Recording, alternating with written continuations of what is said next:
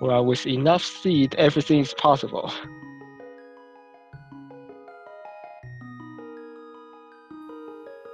And looks like we're off. Uncle says he's leaving forever. Goodbye. Well, he didn't really get far. Yeah, and he comes back in the end, so not only is he a liar, but he was very unsuccessful in his attempt to lie.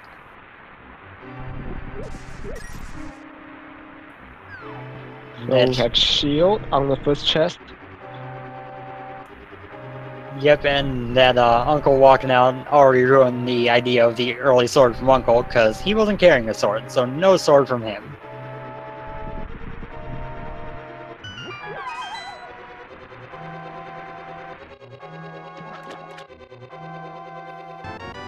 And you got it this time. Uncle with the hammer, the best weapon he can offer, honestly. And interesting that the shield didn't show up until they talked to Uncle. I think it's the same reason why you cannot use a sword if it's in Link's house. Yeah, I believe it's the same reason. I'm actually not sure of that. I'd never honestly seen a shield pop up in the first chest before.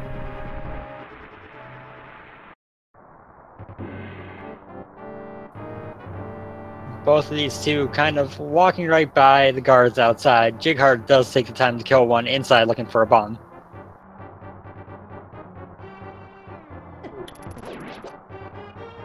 The thing with hammer is you don't want to hit it up because the hitbox is so small,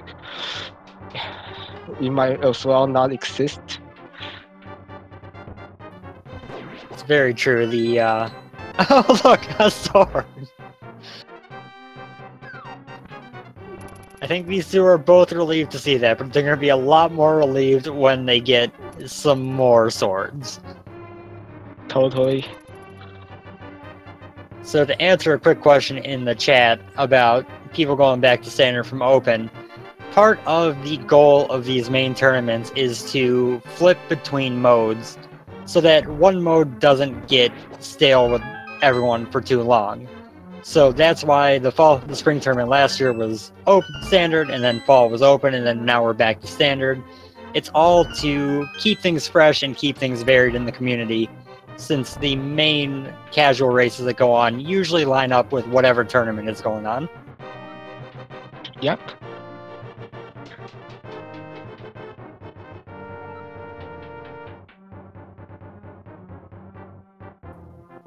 We're almost through escape, and you know, we got a hammer and a sword. Though neither of those really do anything on their own, but they're both helpful. You want both of them.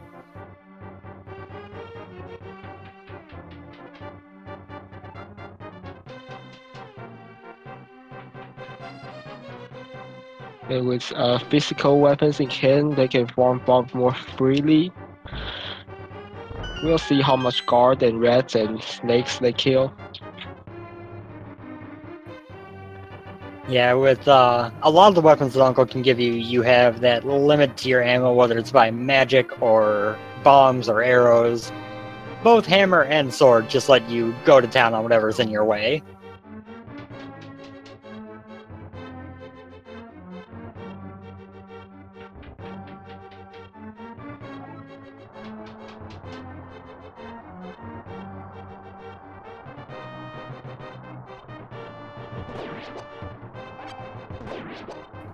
And there's a bomb drop from the small knife-wielding green guard for SeedyV. And Jighart gets it as well, so no one gets an advantage from that. So we are seeing every chest in escape now.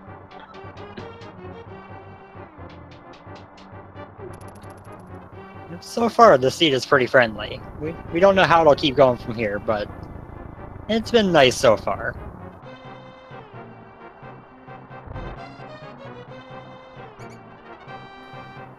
Now the question these runners face is, do you keep killing things looking for more bombs just to make Kakariko a little bit easier to deal with?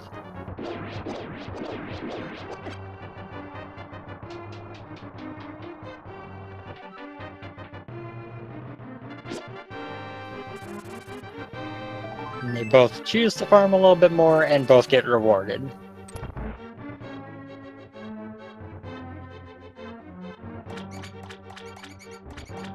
Jighart getting a third bomb, so he's flying flying through the well, and the bomb chicken heart is very close to a bomb shot.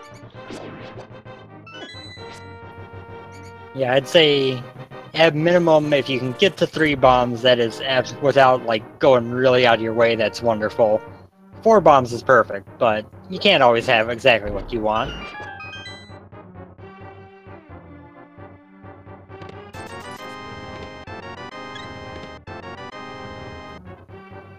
Back of escape is garbage, though.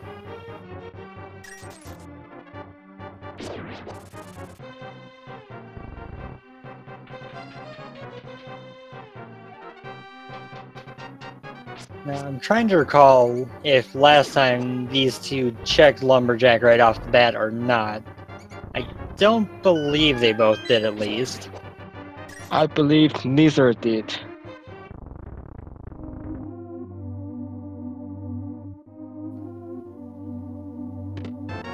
Okay, and we get another Uncle weapon there in the chest with the Cane of Brian, which is really only useful for Spike Cave.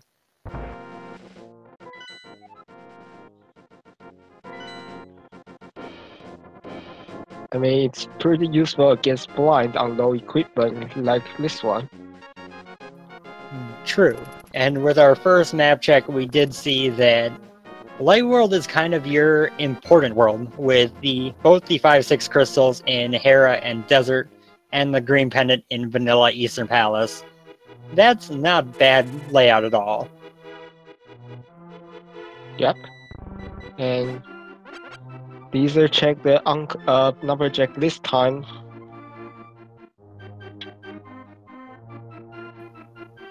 SeedyV almost going all the way up there to grab that bomb upgrade, then going, wait a second.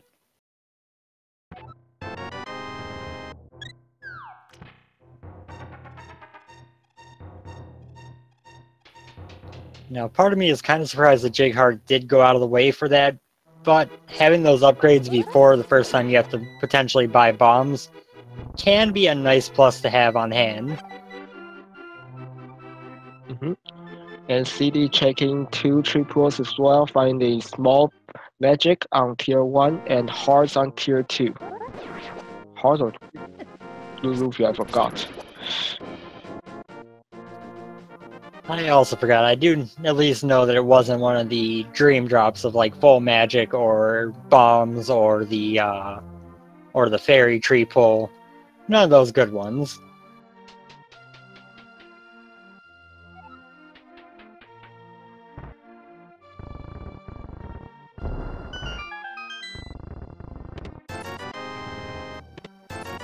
Okay, 10 rupees so far. Some arrow capacity. Hey, the Master Sword. It's nice to have Master Sword, but not exactly this early. Some blue mail in the back, and Jighart with those couple slashes at that chest holding the Master Sword, saying, "Why weren't you here last time?"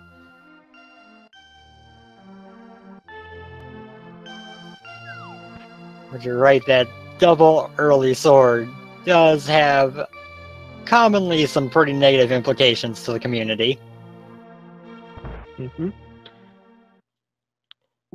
Jighart with the extra bomb is going to check the well first and don't have to find another 50 for the bottle fender.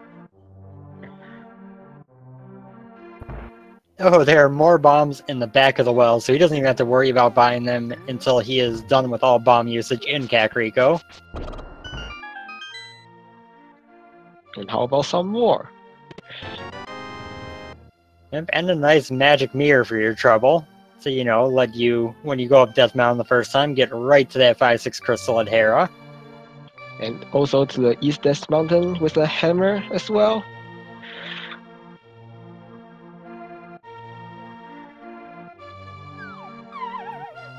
SeedyV kind of getting double hurt by situations here by A, having to go buy those bombs right away, And B, he's going to get 6 bombs here, and he can only hold 2 more because he didn't pick up that capacity upgrade. So that's why people pick up that upgrade.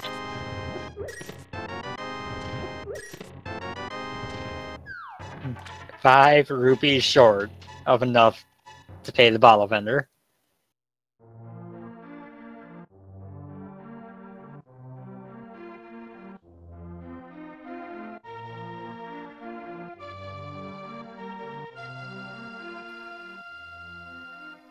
And piece of heart in the library, so boots could be delayed. And SeedyV is just getting thrown back and forth around Kakariko. This is unfortunate for him routing-wise. Yeah, totally. Who knew one bomb in escape can result in this big of difference? That's about a minute already. That's one of the reasons I'm a pretty big fan of altering my starting route depending on what I get in escape. Because you could, walk out of Sanctuary and go to Houlihan Room, use that to go buy some bombs at Hylia, and then go South Shore. And then by the time you get to Kakariko, you can just make one little pass through. Yep.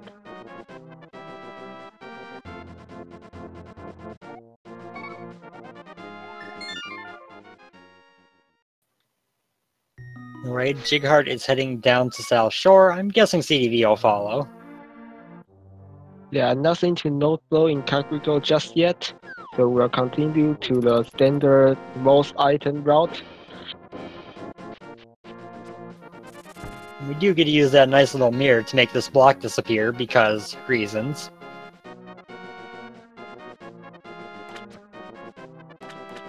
It got absorbed into that mirror.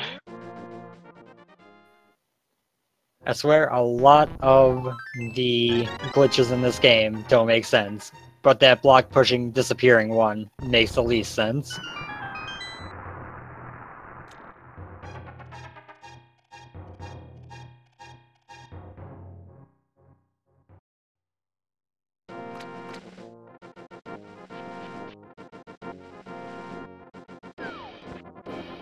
To answer that question there in chat, this is race number 2 between these two. Jighart, as you can see with that Triforce below his screen, won race 1, and he is, and this is the second race between them. Game 3 will be later this week, if necessary. And we got a Power Glove and Mini Moldorn Cave. That's 2/3 of Dark World access. And silver arrows as well. If this seed keeps being this nice, I'm going to be a little bit disappointed.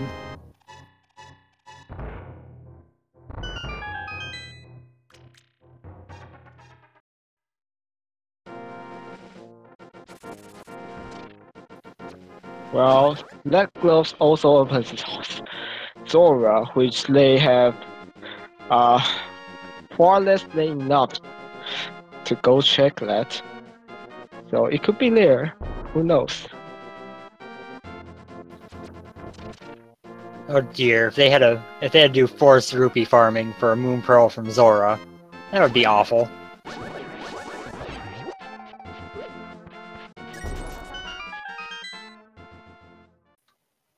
And that whole walk up to Ice Rod Cave for the joy of a big 20.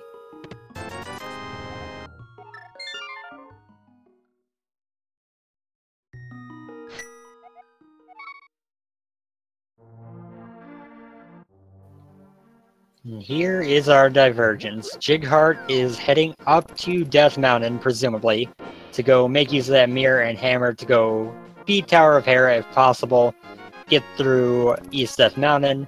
SeedyV, meanwhile, is heading over to Sahasrara and Eastern Palace, where he might likely find the lamp or the flute that is supposed to get him up Death Mountain to begin with. Yep.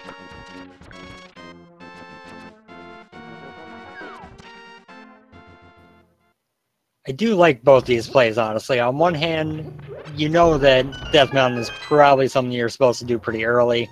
On the other hand, you know that means that your flute or lamp is probably also pretty early.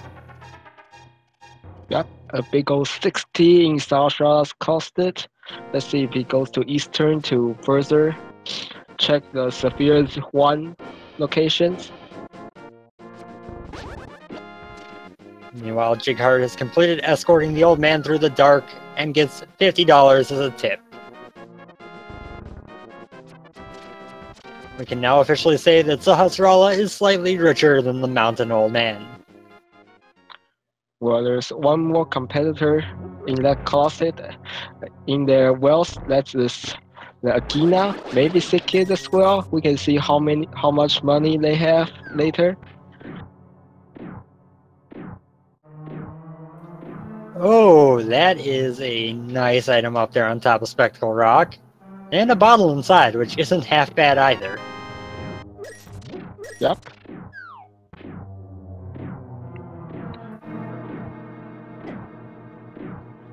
The thing with hookshots though is it does not open anything just yet because East Desmond is already accessible.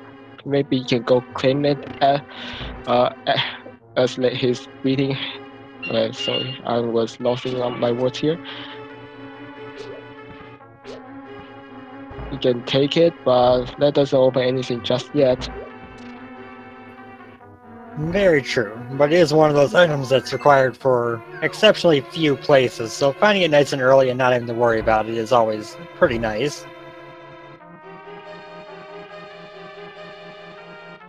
Yeah, and it also brings up pretty good movement options, like hooking the sign and chest and whatever. That's true, it's always pretty fun to watch people who know how to use the hookshot to move around use it for movement's sake. I don't know how good these two are at it, and there's our Dark World map check. Other pendants are in Thieves Town and Misery Mire.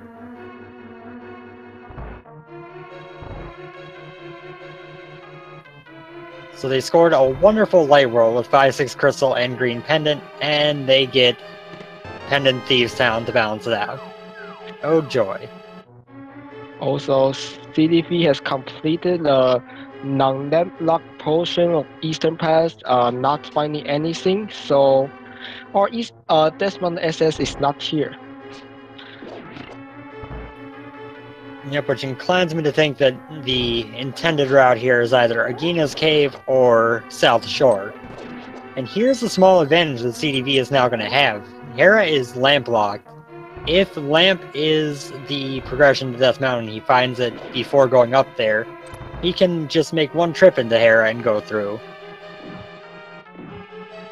Yep, but Jighart still has 8 chests here on East Desmond. He might find the fire sword here. Might not be in sequence, but he might find one. Very true, and last thing we find in Eastern Palace is the Jighart, which doesn't really help when you're about to save and quit. Meanwhile, on Jighart's side, we saw powder on floating islands, so they'll have to come back for that after Myths and Moonpearl.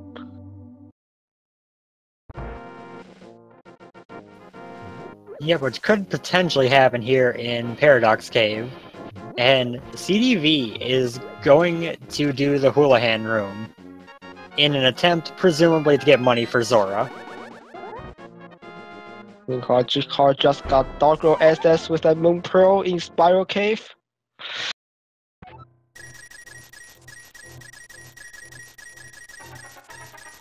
Yep, which means that we can be almost certain the lamp or the flute are either on Zora or in Agina's cave.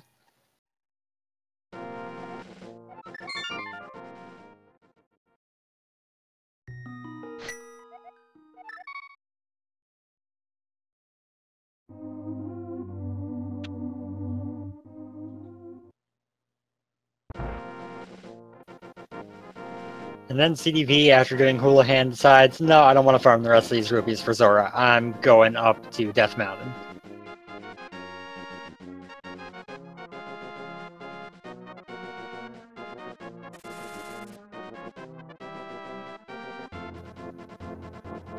$300 in Paradox Cave is going to give them enough money for Zora, so that could come into play. But they now have Dark World, or Jighart now has Dark World open to him, so whether he's going to bother with Zora right now is kind of questionable. Meanwhile, SeedyV checking the Divergent out of curiosity, finding the Uncle Bombs there. Not gonna need that. You never know, they might go up there for it. Definitely not the slowest possible bombs or anything.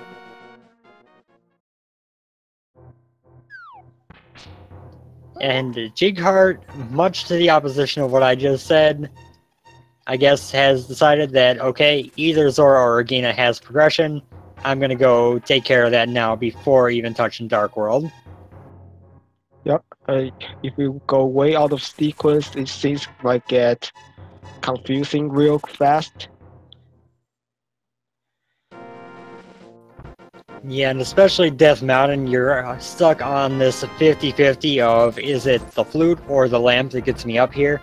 If it's the lamp, both of these two would probably just ignore it, but knowing that it could be the flute makes it really hard to ignore that idea.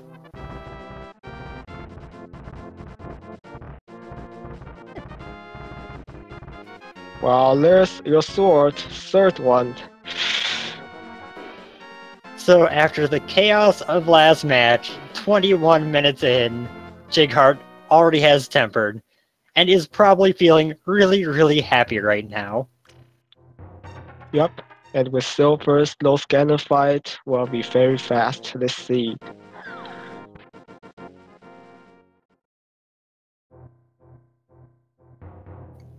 I think that may have been one of the very few times we've actually seen someone legitimately slash their sword in joy.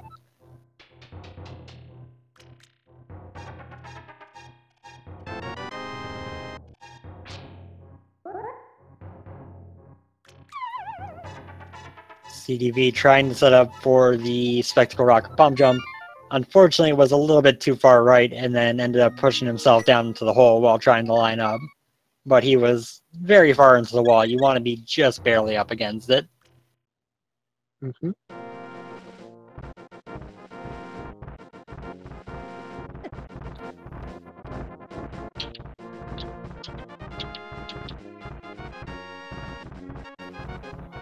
Zora Ledge just had a big 20. We're coming up on Zora. It's a 50-50 if he has something important or not.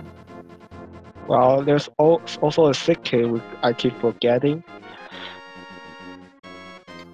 And it's the flute. That paid off big time for Jighart, listening to the logic there. Yep. And that also means Lim can be anywhere in the Dark World now.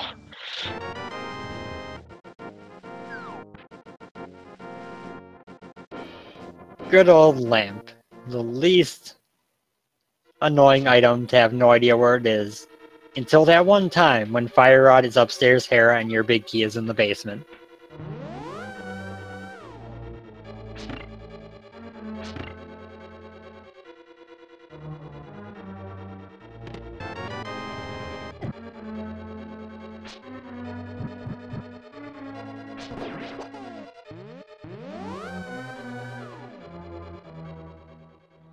SeedyV remember just in time he does not have a fire sword, so he's going to the east-west run as well, finding his Boom Pearl.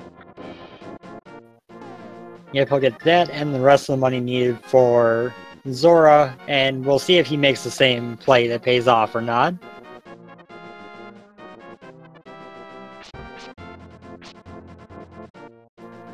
Now, practically that flute doesn't really help Jighart all that much right now. It doesn't actually unlock anything he didn't already go to. So, it's not a huge help right now because he's heading into the Dark World. But all his Light World movement is going to be a lot easier.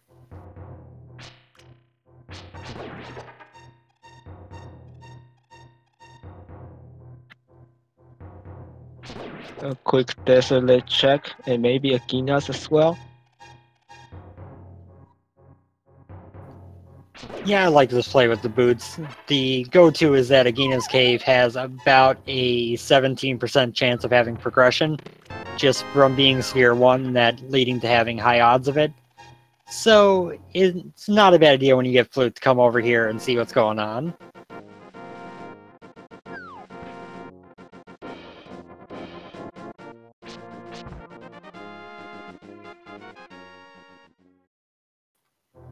Unfortunately, he definitely loses the old man richness contest. Yep. Only having a quiver in his possession.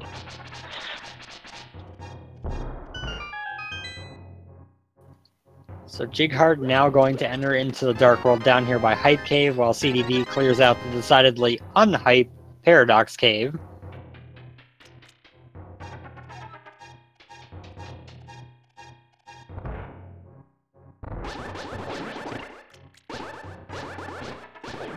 Let's see, if you find the flippers in Hype Cave, you just go straight into Swamp. Me personally, 100% I would just jump right into Swamp, yeah. I think I'm in the minority of runners there. We do get an Ether Medallion so far.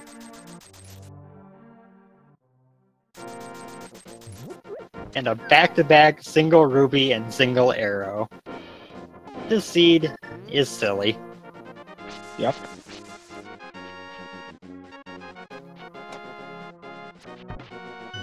Ether might be quite, and it's also one of my favorite combat trick.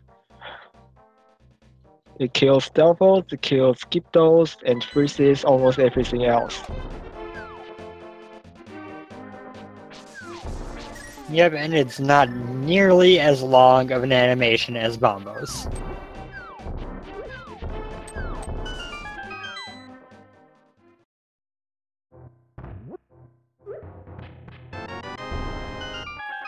And a Book of Medora on Stumpy, which does open up entry into Desert Palace. And put Jighart in an awkward position to either go left to check a endgame or go right back for the Bombos tablet. And SeedyV gonna have himself at a slight disadvantage here by not trying to figure out the logic before heading into the Dark World. He's not gonna find that flute just yet, which is gonna make getting over to Village of Outcasts after these checks a little bit slower. A very, very small bit slower, I should be clear on that, but a little bit. I mean, he can mirror, right? Oh! No need to mirror, we have Titan-Smith here at the endgame. I was about to say he can mirror back to Kakariko to go to the portal there, but no need for that. Yep, now it really doesn't matter until they want to move around the light world.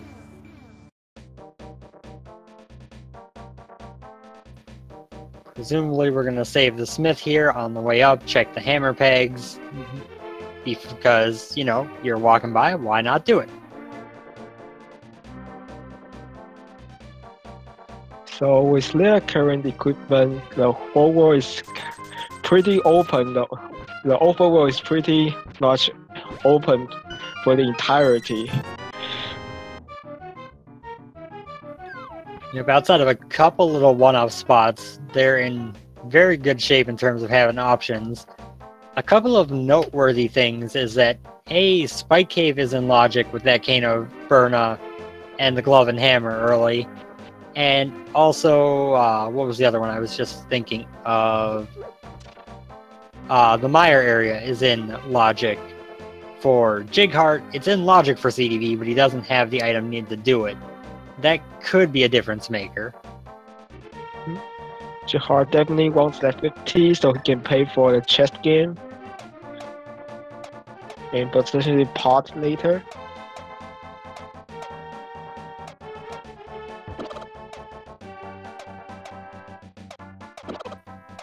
Hey, 10 rupees for an ice rod. That's a pretty good trade.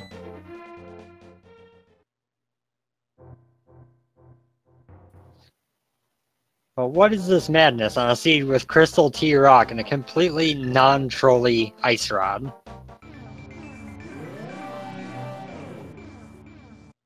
No, with their current equipment, they have to go back up to the Death Mountain for that powder and then come back for that better. Or maybe they can find a mushroom somewhere easy and Samaria as well.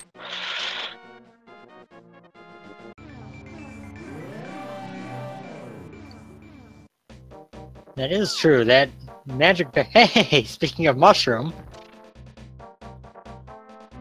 Well, if we want to fake powder, we still need some Mario.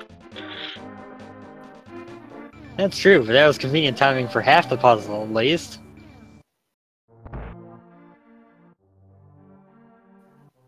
Jighart, trying to drop the chest off to go in here and buy bombs, accidentally picks up a chicken instead.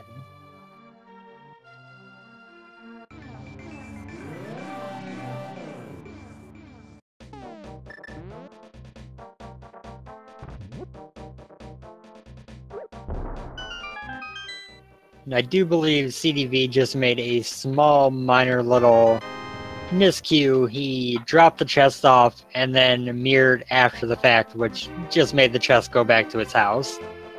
And Jighart needs 30 for the chess game. He got 60, so he can afford that.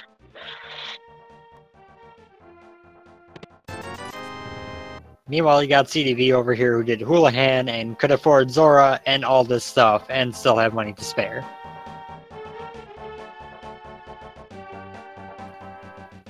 Okay, game, I get that you really love progressive updates this seed, but aren't you overkilling it a little bit? That seed is being nice to the runners.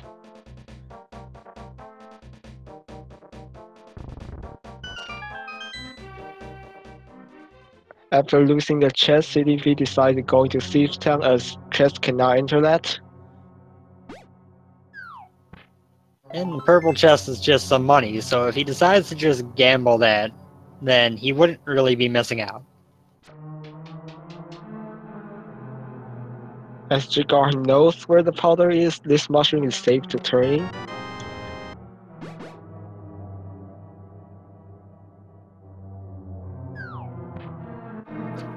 Unfortunately, it's just a piece of heart.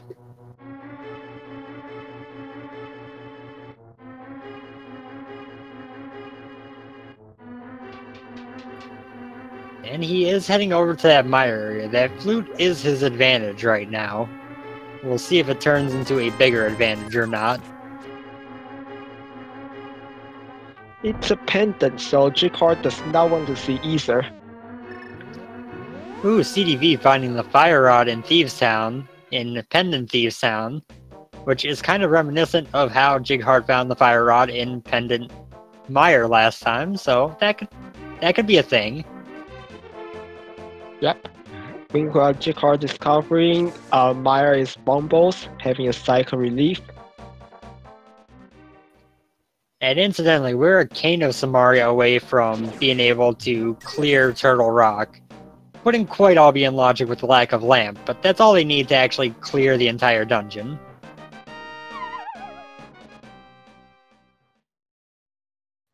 With fire rod in hand, SeedyV has a completable crystal in Skullwoods. Tower Hera is completable for him as well.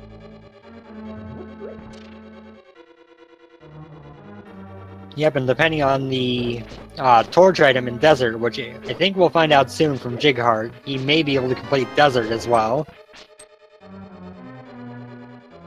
Yep.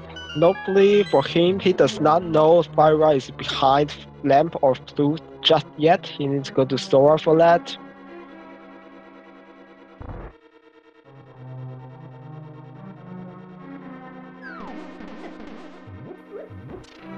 Oh wait, actually he can't do Desert yet because he doesn't have the flute. I forgot that important factor. But we did see a small key on the torch, so... And with 300 items in that chest, Desert is completely boots locked. They're gonna need those to have any chance of beating this seed.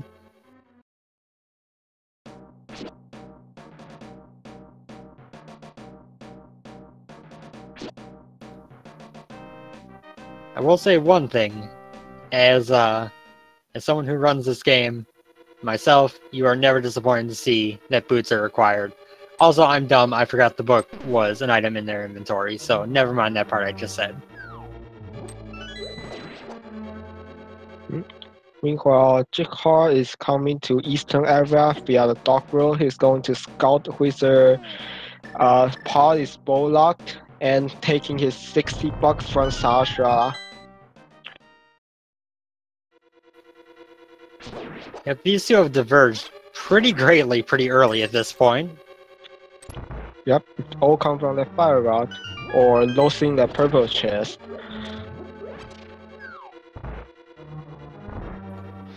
Now, of course, SeedyV already checked Eastern, so this check is just giving him time back on a check that didn't pay off at all. Interesting thing is Jighart with the blue potion from or bomb section.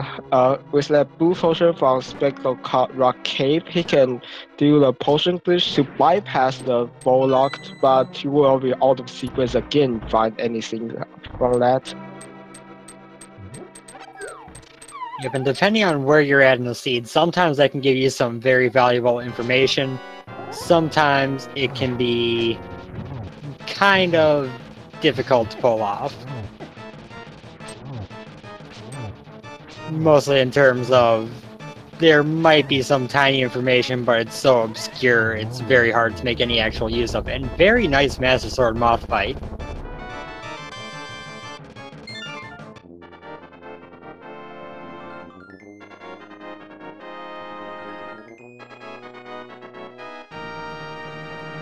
Okay, Pod is not bow locked, so he can continue on here.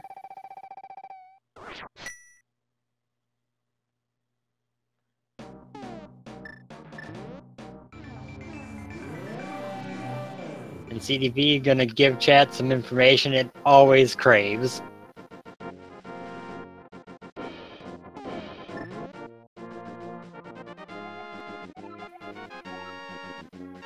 The dream is dead. Just a little piece of love on the pedestal.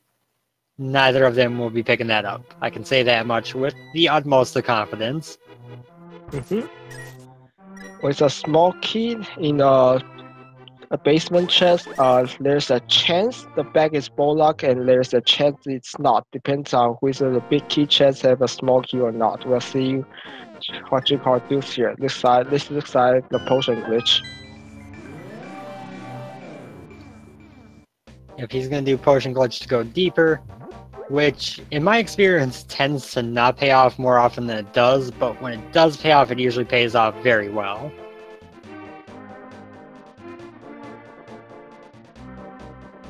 So the potion glitch is if you take a potion on the hallway to the bombed hole, you misalign the camera and you can walk the mimic off the screen, and the game will consider the makes walk off screen dead.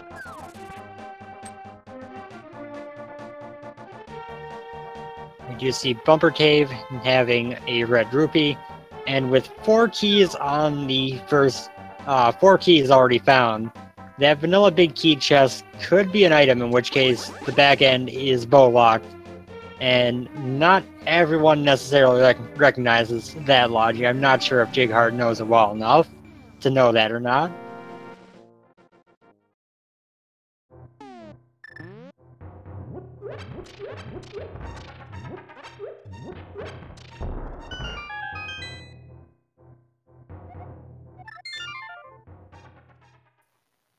And the worst location in the game, having just a bomb capacity upgrade, and the shovel and vanilla big key spot. So, back end of pod is bow locked. But he already got a key, so he can check it anyways.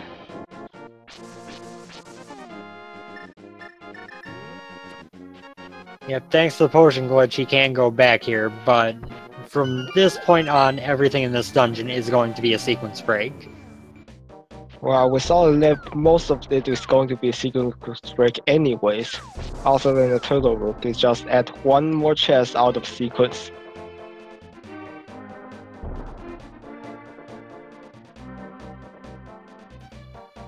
Oh, that'd be evil if the bow was on the big spot.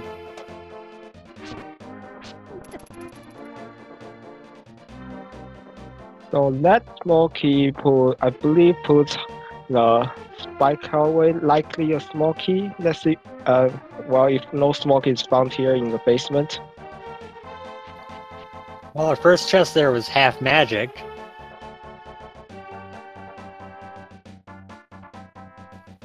And we have a small key, so the statue hallway is an item.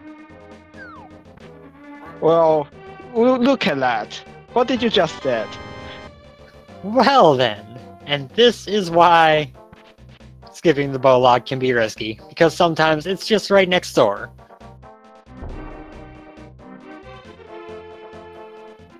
Now SeedyV gonna continue up here and make the play on Catfish, which is, you know, you just got the bow, you're tempted to go to Pod, but he's gonna mirror over, check Zora, and get his flute out of it, which is great for him. Yep, put everything back in sequence for him. The downside, of course, being that without the flippers, he's not going to be checking Hobo anytime soon and getting that tempered sword that Jighart has.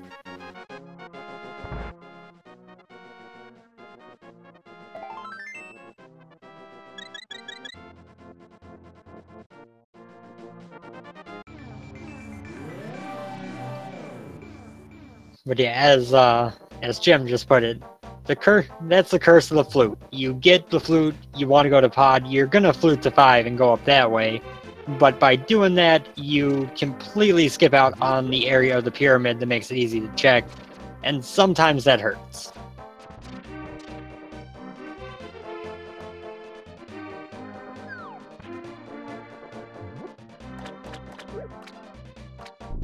And looks like nothing is behind the bow just yet other than Helmasaur crystal and Helmasaur item.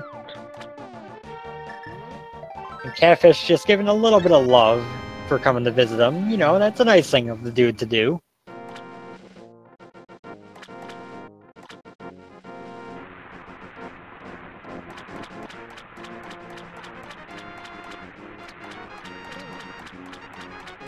And Jighart tragically missed the chance to avoid the Eastern double dip by doing no, but with his item set, it makes sense.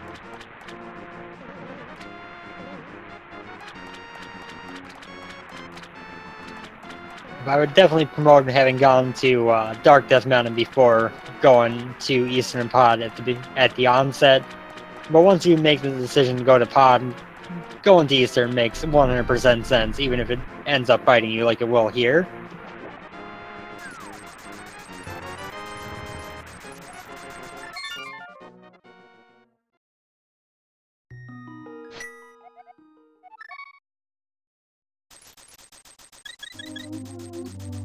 And SeedyV saying, I just got the flute from King Zora. He didn't scam me for once. I better go cash in on this right away.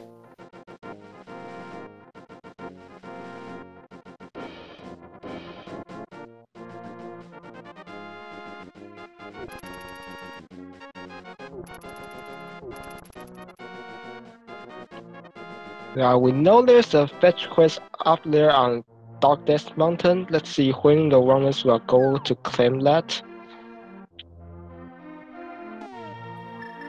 Yep, and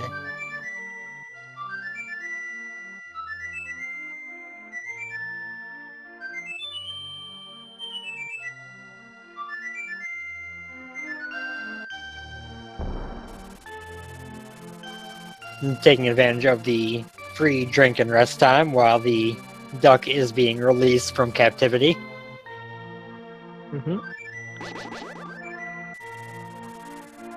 But yeah, the dip into Thieves Town and not having the flute have actually paid off big time for SeedyV, a lot like that dip into Mire paid off for Jighart last race. And with the similar disadvantage of missing a sword, but this time it's Master versus Temper instead of Fighter versus Master. Yeah, at the very least, even if he doesn't ever find that sword in Hobo, he does not need to leave GT and go find a sword. That's a nice plus.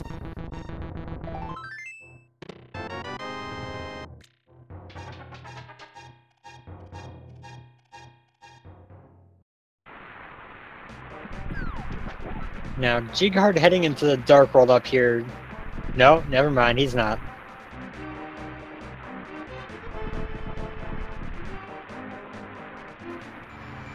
He is heading over to good old Dark Death Mountain. Gonna go check Super Bunny Cave, Hookshot Cave, and grab that powder while he's up here for sure. Yep. And well, he does not have fire rod, so when SeedyV comes up here, if he finds a small area and Turok is enterable, it's going to be very good for him. Or it's going to be a big red herring, who knows?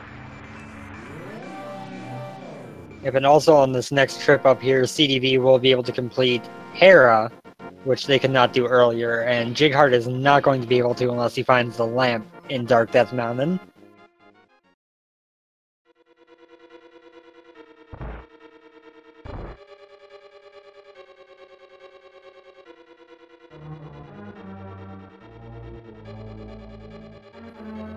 Shoutouts to making the decision to come up here and open the T-Rock portal while he's going to Dark Death Mountain anyway, making so that he can route it a little bit easier later, and if T-Rock requires ether, he can just pop it open now.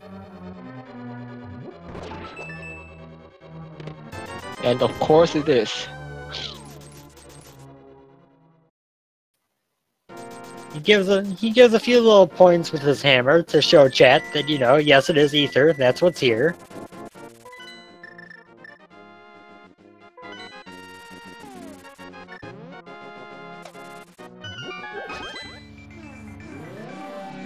With bow and hammer in hand, SeedyV is going to complete his completable crystal as pot. Meanwhile, going through a dark room to do that. Yeah, but it will be interesting to see if he considers mirroring over after this, killing our most nice knights for that green pendant. I didn't count the items each turn, so I'm not sure who is the armor is. One item or two?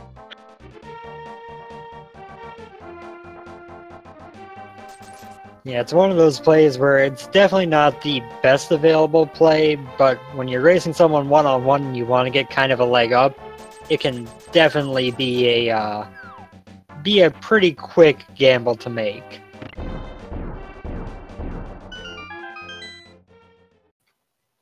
And shoutouts to whoever in chat it was who said calling flippers in Hookshot Cave second chest, because, well, sir, you win.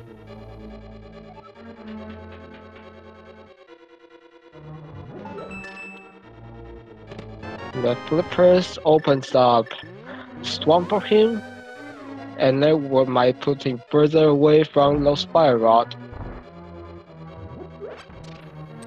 Yeah, it is very possible that he now decides to go into swamp looking for his progression, and misses that fire rod longer, which is not a great thing for him. It's not the worst place to miss at Thieves Town for a spore. You're gonna check before too long, but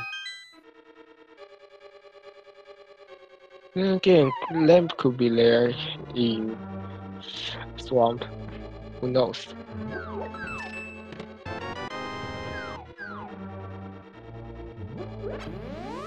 oh, the evil that would be the logic if the lamp was in swamp.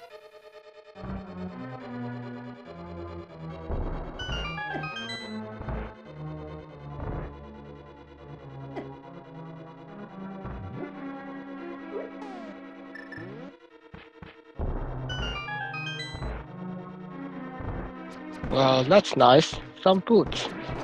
Dropping from the sky. That is definitely deserving of falling from the heavens. And you wouldn't believe how comfortable those boots are.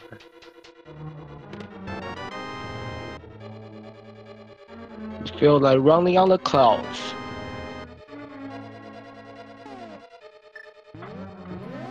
Some would even say it's like walking on sunshine. And who walks when you have boots with dash?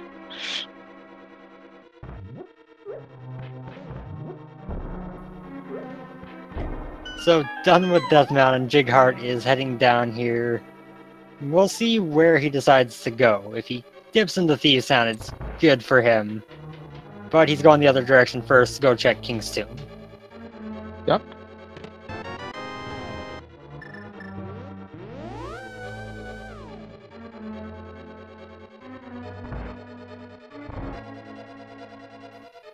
And this is the point in the run where we begin to feel sad for one runner.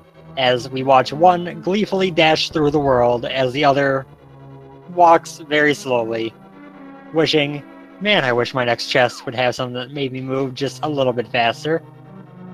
He'll be back up in no time after this part. Yep, and he's actually got more he can do up on Death Mountain, so it might... I mean, he'll still be headed toward that Ether Monument, but whether he'll get there sooner or later, we'll have to figure out. I mean, you do Ether before Hera, right? So I think he's going to do the same check, the Super Bunny plus Bookshot Cave, then go claim the boots for Hera. That does seem like a pretty reasonable choice.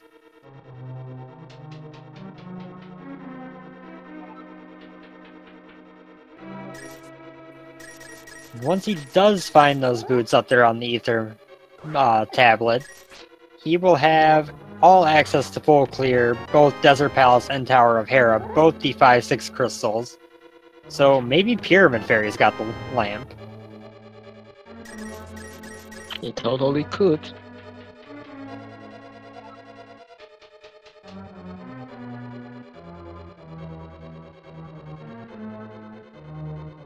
Jighart almost checked the shovel spot, but decided he wants to beat Desert Palace first. And unfortunately for him, he can't beat Desert Palace because he doesn't have that fire rod. So he's going to be triple dipping Desert in this particular run if Lamp's not in here. Yeah, I totally forgot about that. Fire rod is SeedyV's possession.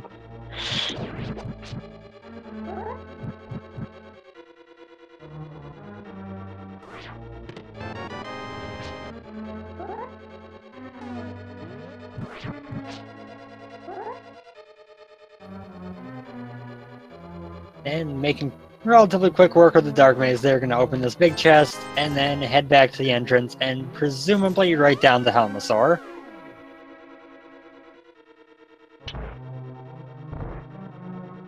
So this Jighart place into Desert is looking a little more suspect as he's come back all the way for one item. Yep, and he grabs that big key and now he has to leave. But at least he thought to grab the big key before leaving and then go, okay, that's item number 2, I'll come back later. Maybe he wants to push the advantage of the boot, so he's checking all the boot stuff first.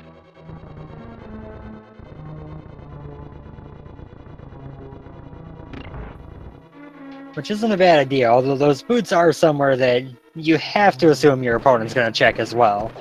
Ether Tablet, when you got the book on Stumpy and you have 2 swords super in the way of where you're going to be going, you're going to assume your opponent's probably got those as well.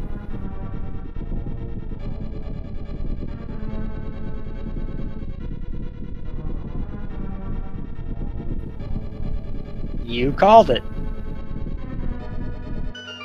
Well, I'm not sure that's good for Jighart or not, because that puts him likely further away from the fire rod. Just hope he doesn't find Bumble somewhere. Yeah, you could easily choose to go back up to Hera now with the lamp, back to Desert to go kill Landmolus, and then go do Pyramid Fairy, which might pay off, but he now has all those options without getting the fire rod that he needs to complete this seed.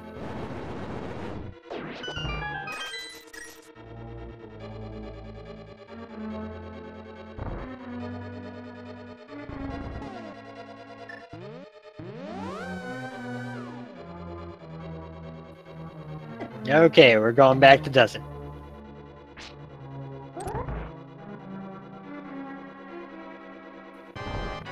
I feel like we need some Benny Hill music going on for the last little bit. Run to Desert, leave Desert, run back to Desert, end Desert, leave Desert again.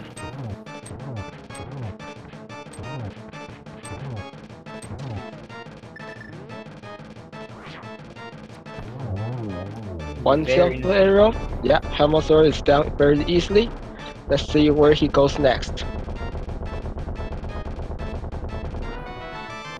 Yeah, I could definitely see the argument for going to Easter and getting that green pendant, but definitely the numbers play is the play he also needs to make, which is up to Death Mountain.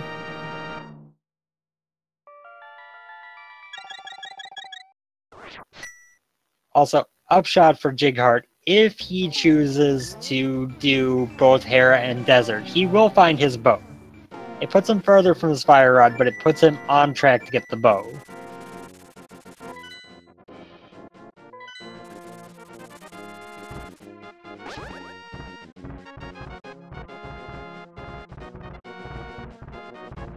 So right now, looking at tracker, what we all need is the camp for Samaria.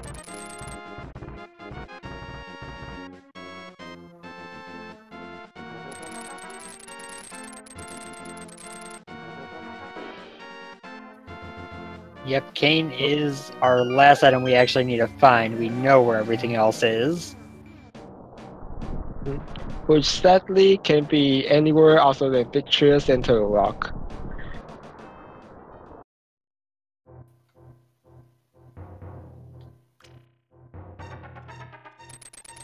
So the big question is going to be, where does SeedyV go after this? Because if he heads, he's going to do Hera while he's up here for sure.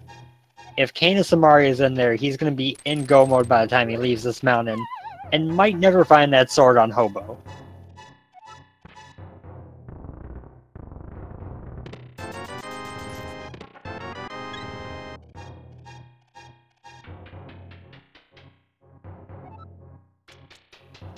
Jighart, meanwhile, looting back up to the mountain, is also going to be heading up to Hera, going to go clear that with the lamp, and that will open up that Pyramid Fairy and get him his bow, but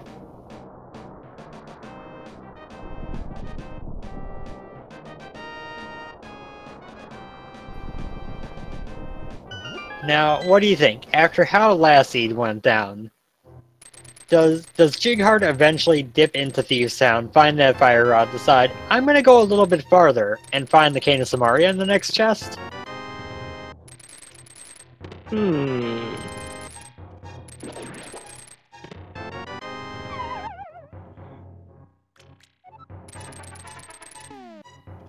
Maybe, I'm really not sure.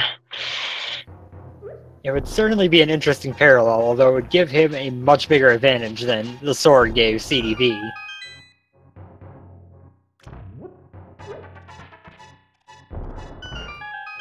But the catch here is that once Jighart goes to do Pyramid Fairy, gets his bow, he's going to be able to clear most of the dungeons, all the crystals except for Skull Woods, and no, it actually doesn't unlock that much. I just thought about it, and it won't put too much in logic to him, so it won't distract him for too long.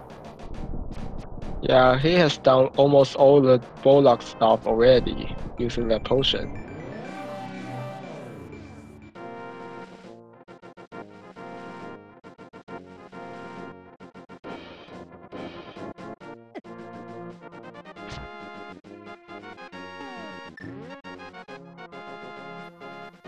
SeedyV checking the ether tablet, going to be very excited as Jighart finishes his coffee break and heads upstairs.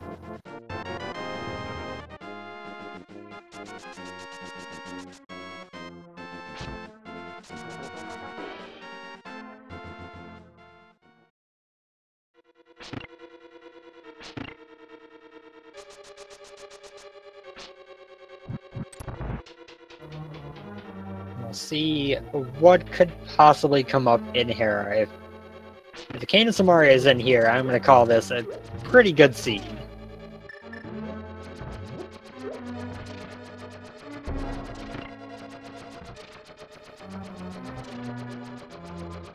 And we already confirmed there's an item on Mordor.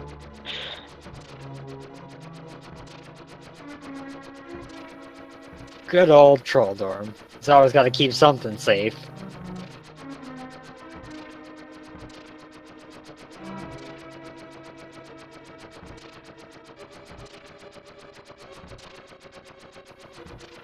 Jighart can have a slightly easier Moldorm fight than SeedyV will, with just needing a spin and a slash to kill him instead of 3 spins.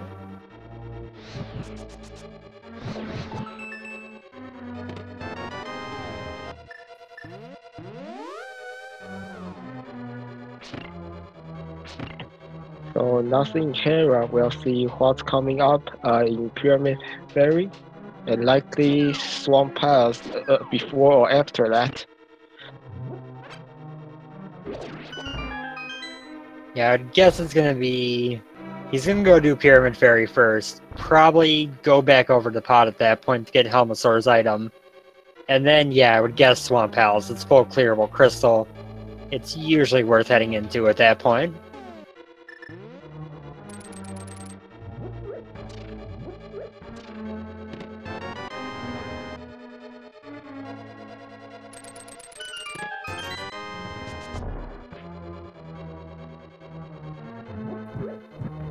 Oh, well, he's proven me wrong. He's heading straight to Swamp.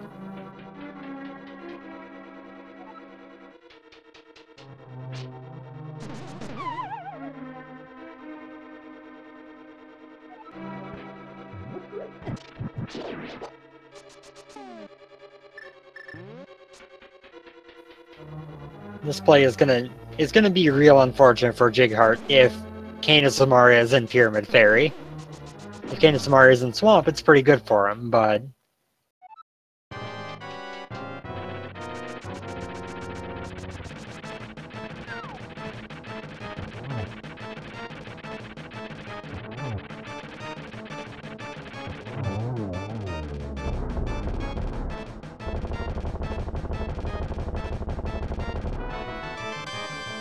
Nice clean hammer Moldorm.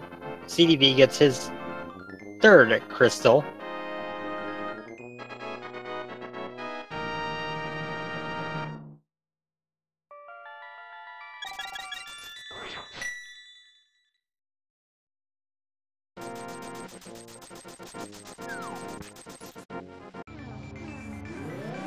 And much like Jighart before him, going to dive into Swamp.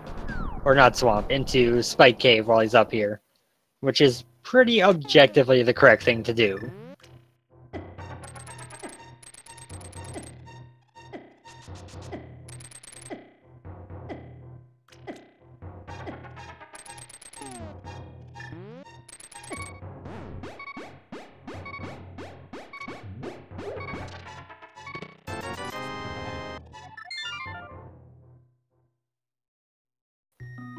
And we'll see. Jighart is still 3 items away from go mode. We'll see if he decides to skip the left side of Swamp for now and come back later, or if he's just gonna go straight through and full clear everything at the start.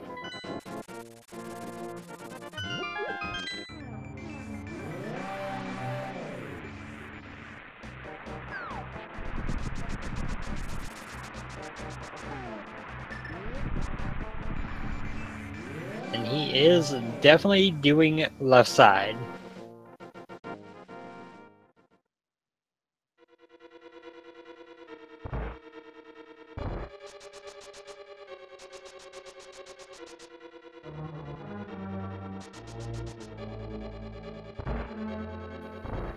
It's obligatory pointing out that the left side of Swamp is terrible and slow and takes ages, and nobody likes doing it because it's no fun to do.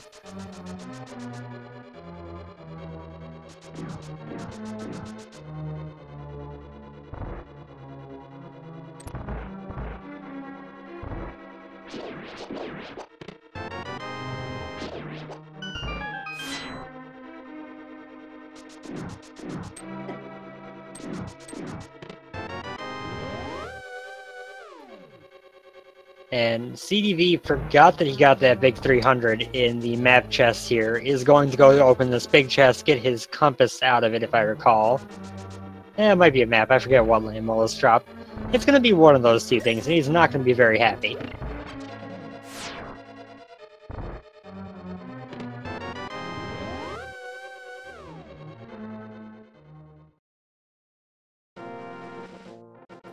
Oh!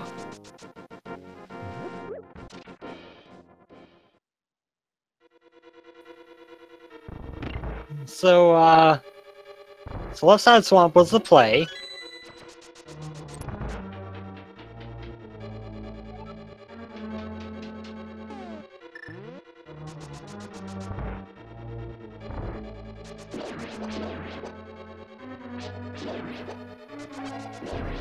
So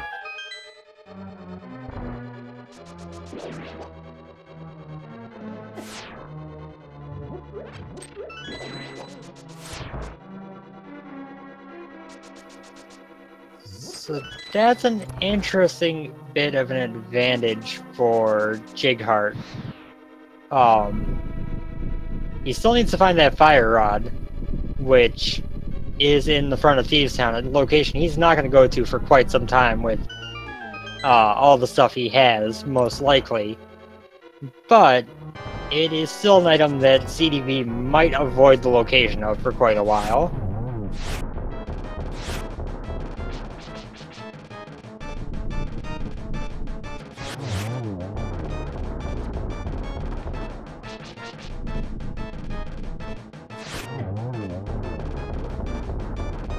Seedy 100% has an advantage, and if he continues to just go through his full clearable crystals, he's going to find that cane in no time and be in a pretty definitive lead. But it all depends on how much he hates Swamp, because some people will do everything they can before Swamp, and that could make it take quite a while to get there.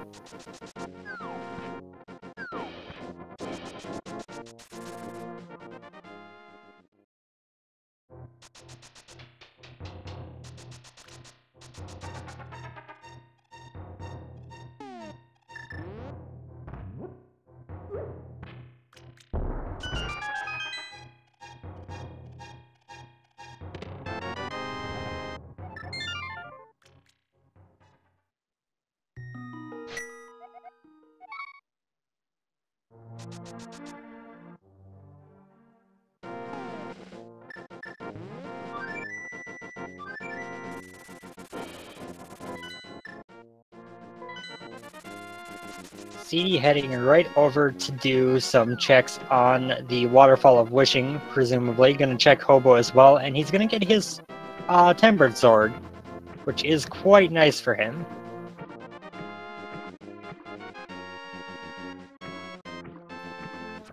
It was kind of the catch with his position was the Tempered Sword would have been easy to miss, but no, he's gonna pick it up right now.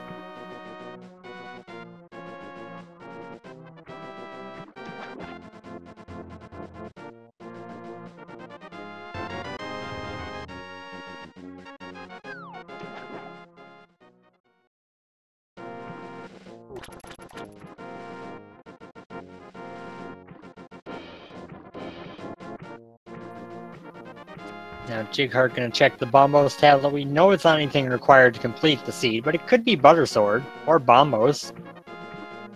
Nope, it's 5 bomb capacity. Vanilla Bombos would have been the worst thing that could have happened to Jighart right there.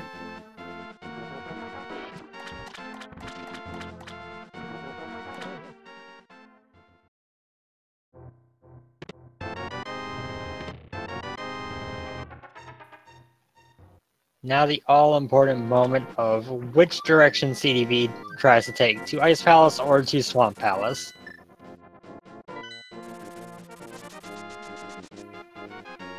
And he is making that Ice Palace play first, which we know isn't the right call, but it's not going to be enough with all the stuff that Jighart has open right now to keep him from getting to Swamp before Jighart presumably gets back to Thieves Town.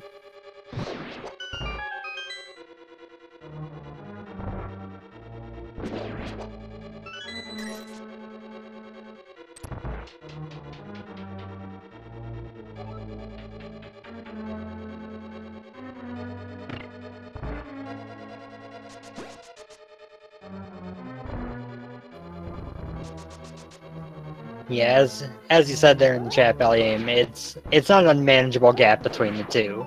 It just comes down to how much does Jighart do before getting to Thieves Town, because I'll almost guarantee that SeedyV is headed to Swamp right after Ice here, and he's got a sizable, and he's got a bit of a crystal lead, a pretty decent knowledge lead still, but he's gonna need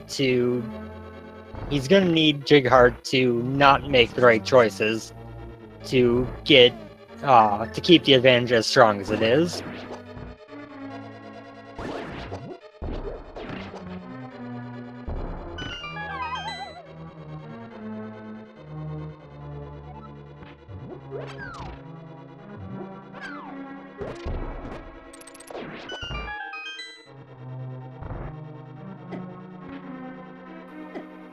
Jighart taking his turn to go up to talk to Catfish, get his little bit of love from the friendly neighborhood fish.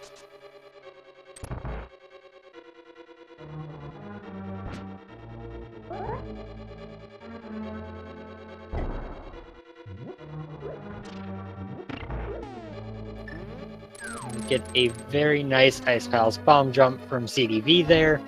First try, every try.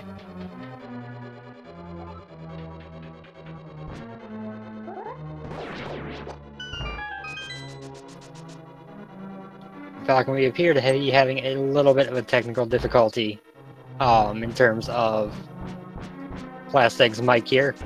So I'm kind of covering the gap and trying to leave things open for when he gets it working. Ben, can you hear me now? There we go. That was convenient timing.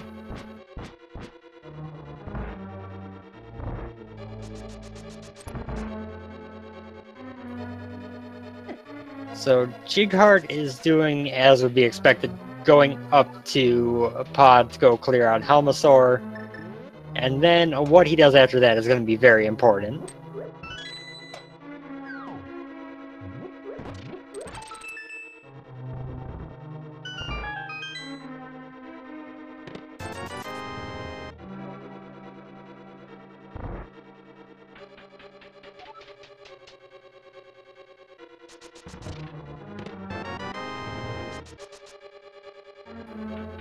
CDP is approaching the end of Ice Palace here.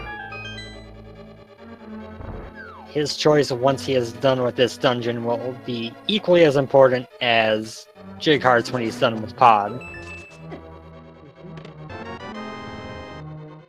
Is that all 3 items? I believe he's only found 2.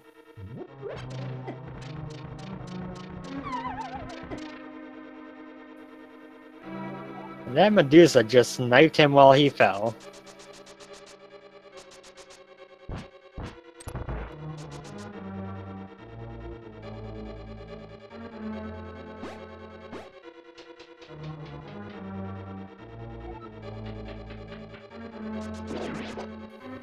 So now if you're in Jighart's shoes, you have non-completable T-Rock, but you can get in. You know you can get in. You had access available relatively early. And then your other choices are Skullwoods that you can clear, Thieves Town that you can clear but is a pendant. Which one do you go for?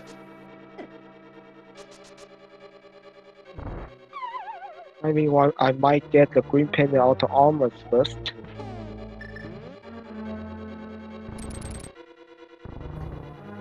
That does seem like it would be a reasonable choice to make. But as we know, it's not going to be the correct one. It could still be Buttersaur, it could still be a correct choice.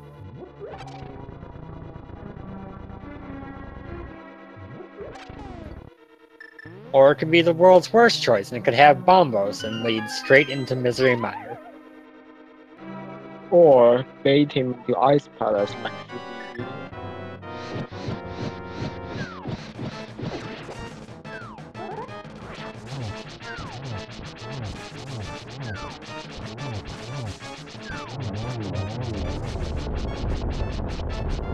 Well, now see, he didn't actually have access early in the seed, but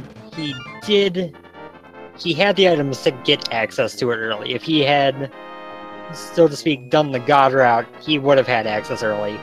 Also, that synced crystal grab here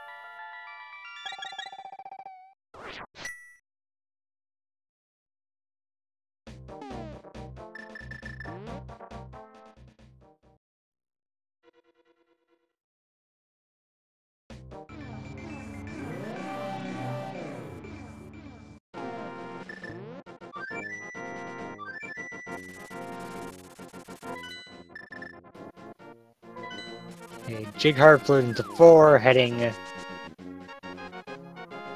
Where are you going? SeedyV looks to be going to Swamp, which is great for him, unless he does Pyramid Fairy first. I think Jighart wanted to do Ice Palace and then remembered he didn't have Fire Rod or Bombos.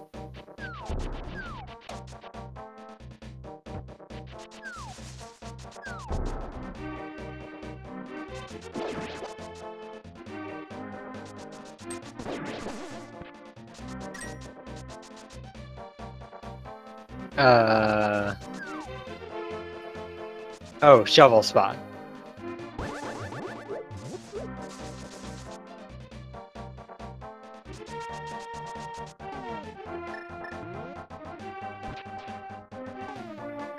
No, Seedy.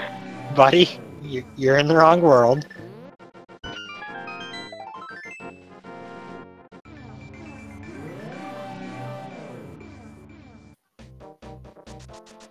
So, Jighart is heading into Skull Woods, which is not going to pay off for him.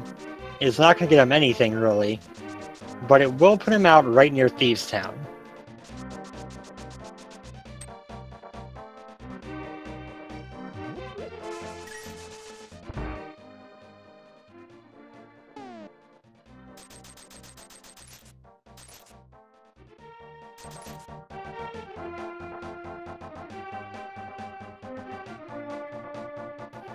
So both of these two are one item away from Go Mode, are going to end their current objectives very close to that item from Go Mode.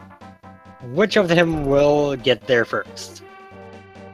I think Jighart will, because he just got the second item out of Skull Woods, and then he knows there's nothing else here.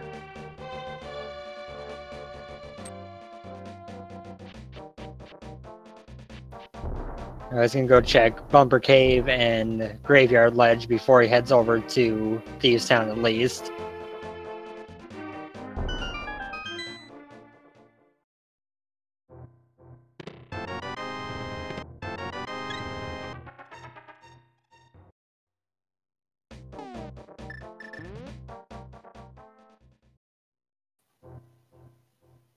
Seedy keeps walking into doors before mirroring away. It almost reads to me like a little bit of a controller issue.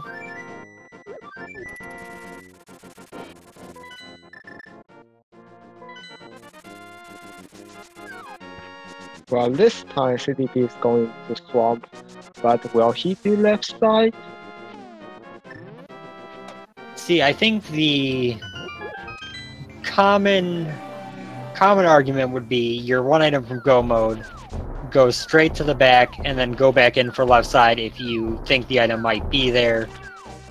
If he does that, there's a chance he gambles left side, and that could be very bad. Well, he knows we are going to know there's two items on left side because we have Bed and Compass behind.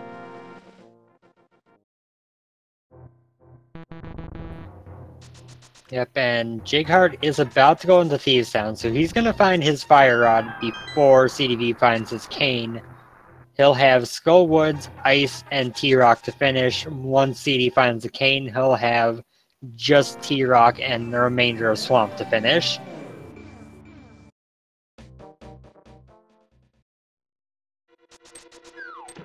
So it looks like this is also going to come down to the wire, right? Yeah, it's definitely looking like this could end up stupidly close again.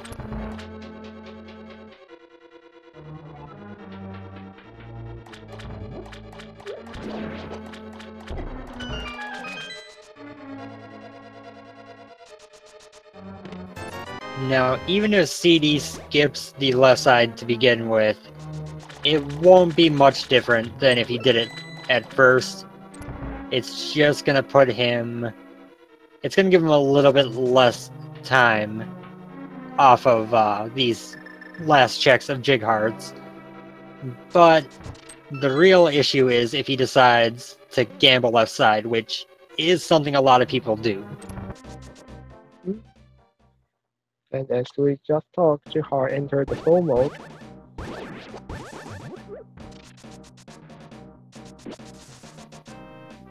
Evan, he recognized it immediately, noped out of Thieves Town, and went directly back to Swamp. Not Swamp, Skullwoods. Words are hard. I mean, those two just looks as well so alike, I almost mix them up a lot too.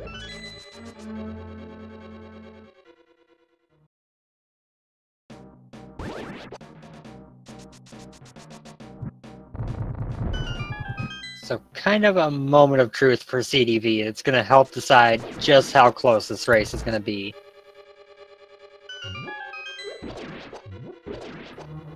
He is doing the common logic play, so to speak, and heading straight back.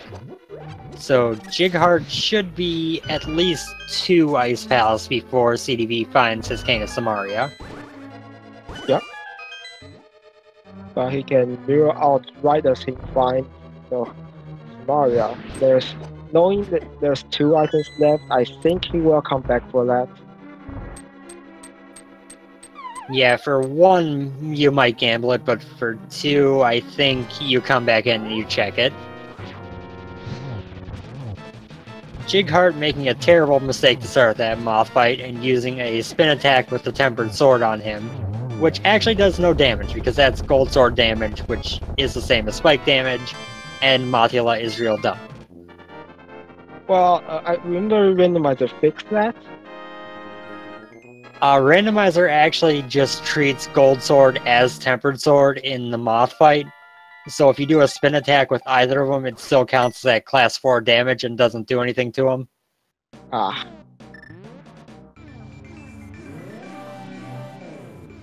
It's kind of one of the lesser talked about quirks of the fixes that Randomizer does. So I am not surprised that someone even in this bracket stage does not know that little quirk offhand.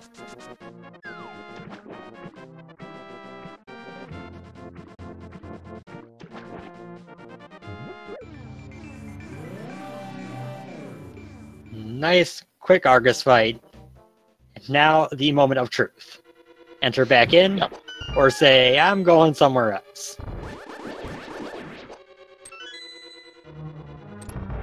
I mean, his only somewhere else is the purple chest, so that's not really bad for 2 items either, but better.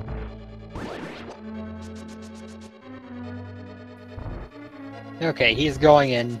He is going to be in go mode here soon, and at that point, he will have a lead. Not a very, very sturdy one, though. Yep, he likely will go to Thorak first, because I think going to left side is still a little better than go mode ice. Yeah, he'll definitely get through Swamp before Jighart is through Ice Palace. He doesn't have that far to go, especially with it being that first chest on the left side.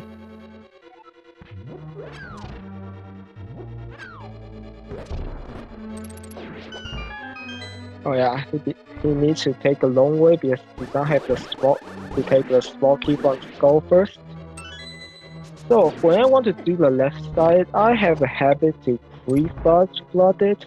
I mean, take the back key and use it to flood the left side first, but not going in just yet.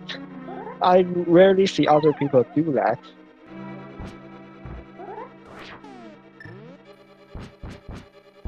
Yeah, I'm actually not sure if that ends up saving you more time in the end or not. I do know that it's definitely, if you know you're going to full clear, it's 100% faster to do a left side first time through because you do get to do that little bit of a time save.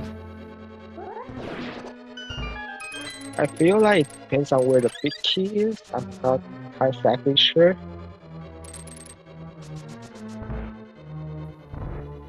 Yeah, I think theoretically if you do left side first and the big keys like on Argus, it ends up coming a little bit slower. It's a very weird set of situations that vary that timing.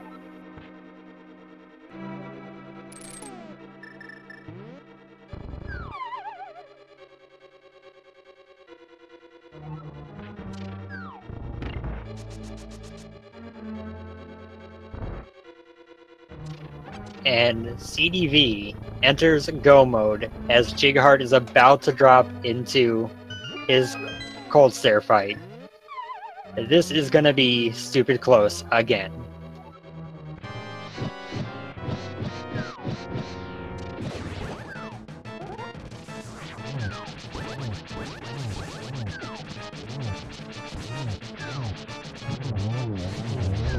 At 1:25:65, CD arrives at his last trip on this mountain.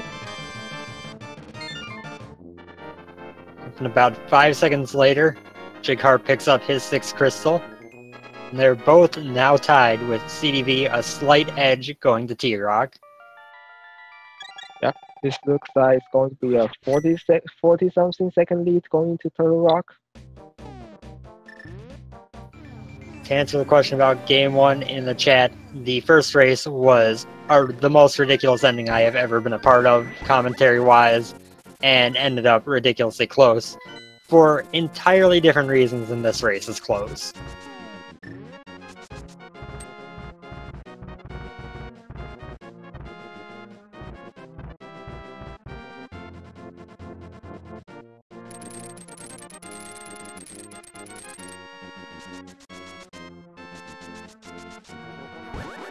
So let's be nice and assume this is a friendly T-Rock to both of them. They both play it, perfectly well. The distance between them stays about the same over to GT. Then we're going to have to deal with the who makes the right routing decision in GT being the potential separator.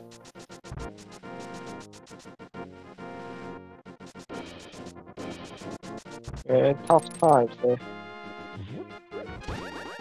Oh yeah, and Jighart did have a little bit of a time save here, having already opened the T-Rock portal and the entrance. So that time difference of them getting to Death Mountain was actually a little bit smaller.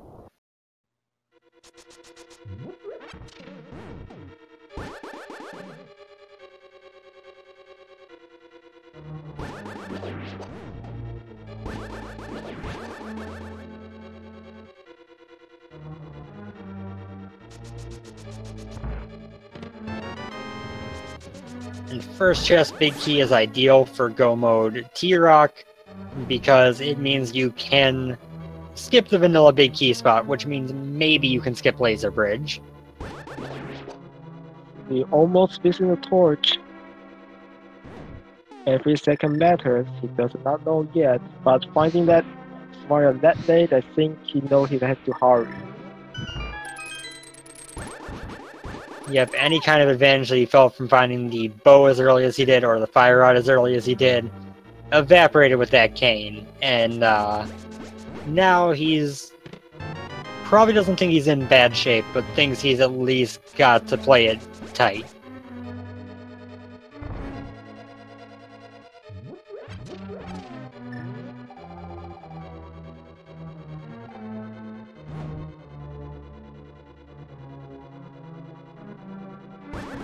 And worth noting here is that with Jighart winning that first round, this is a match for SeedyV's tournament life, essentially. For Jighart, if he loses, he gets a mulligan. That means that these two are in completely different headspaces for this race from each other.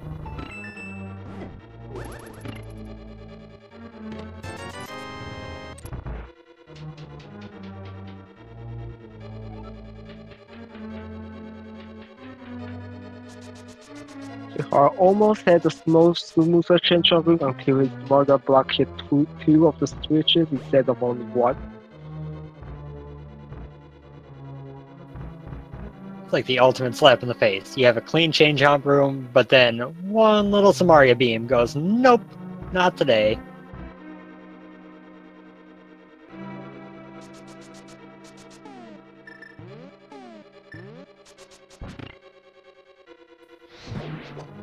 Gets all four of those anti-fairies powdered. Both of them get the Poke Key.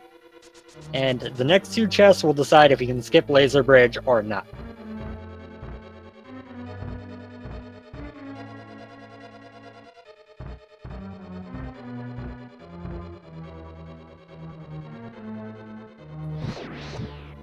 SeedyV is not going to skip the big chest.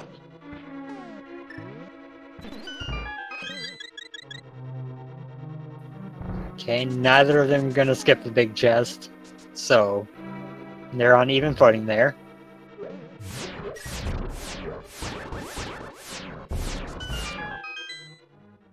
Okay, with less smoky, laser bridge is skip.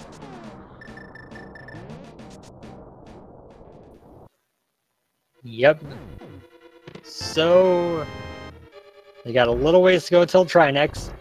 Jighart does have the theoretical minor advantage in this next room of having the lamp, but not having the lamp here really doesn't hurt all that much.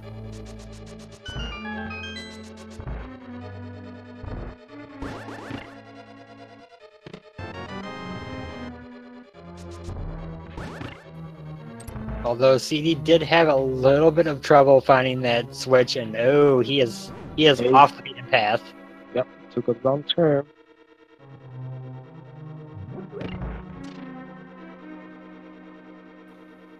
This room is one of the easier dark rooms if you get it clean. The fact that he just saved that quickly is super impressive to me. Yep.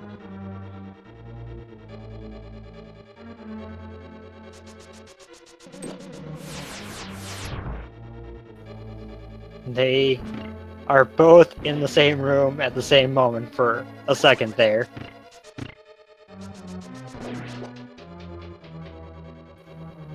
So, not to jump ahead of ourselves, but after this boss, we're going to have a very brief period for our usual games, so have your guesses ready to go after this boss fight.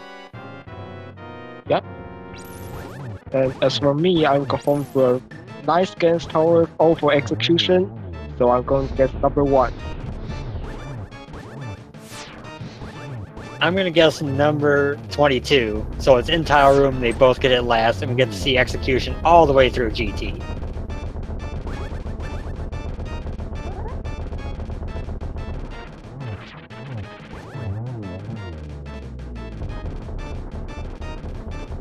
And look at those numbers fly through the chat. You don't have long. As soon as, well, either SeedyV or Jighart, whoever gets there first, since it could change depending on Lionel's. Whichever one gets there first, we'll be following them for the numbers, and we will cut off when they get inside. And if you are a sub or a supporter of Speed Gaming Network, of any of the Speed Gaming Network of channels, you can get on the leaderboard if you are correct. Well, with Foods, I don't see Lionel's giving any trouble and Temper Sword to get that student, unlike with Master Sword. And yeah, SeedyV is opening Games Tower at 133.08. And Jighart is 9 seconds behind. So game 1 ends up in a 20-second difference. This is currently 9 seconds. SeedyV overdashes the door a little bit.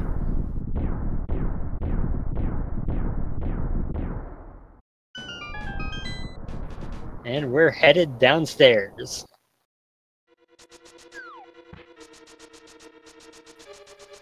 Chest number 1, Magic Cape. Chest number 2, Small Key. SeedyV is going to be going right.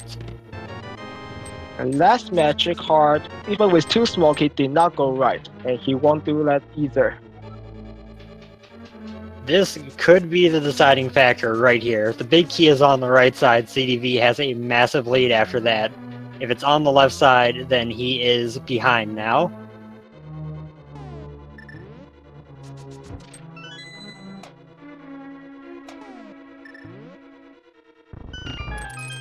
And we are basing this off of CD, who was the first into GT. So even if Jighart finds the big key in here, we'll wait until CD gets there to have the count for it. Yep. And there it is.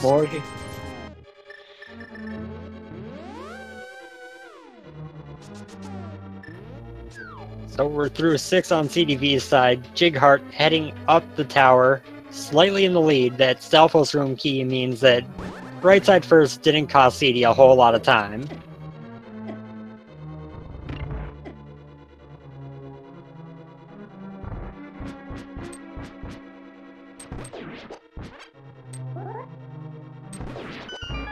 You do hear it a lot, but this is a 100% down to execution. Jighart is slightly in the lead. But if you saw game 1, both these runners had a little bit of an issue with Moldorm 2. There are a lot of things that can go wrong in the gauntlet. So this is far from over. It just comes down to who handles the rest of this run best. And SeedyV opens the sticky chest at number 10. If I count it right. 2, 6, 7. Yep, that would be number 10.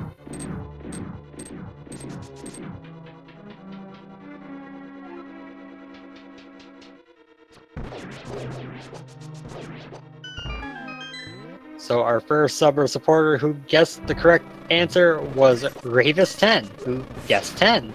That seems fitting.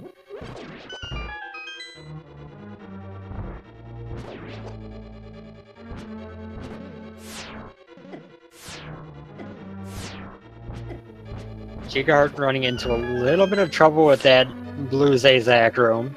That is time that SeedyV can make up. And the red thief just ran away from him as well. I don't know if this is a little bit of nerves or just a little bit of tilt maybe over finding the fire rod so late, but that was not nearly as clean as his gauntlet was in the first race, and he had a worse sword that time.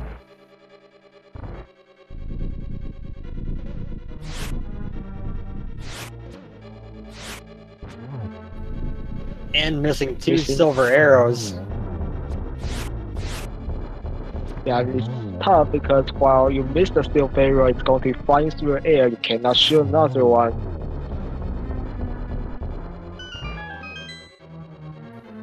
SeedyV's gauntlet much cleaner so far. Jighart heads up these stairs at 137.07. His screen turned black.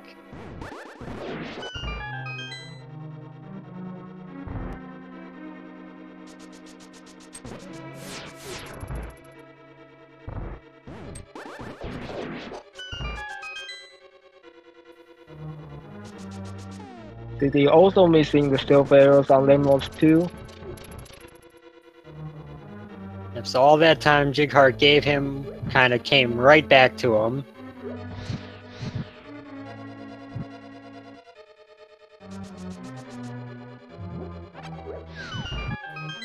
So it'll be about a 45-second difference or so.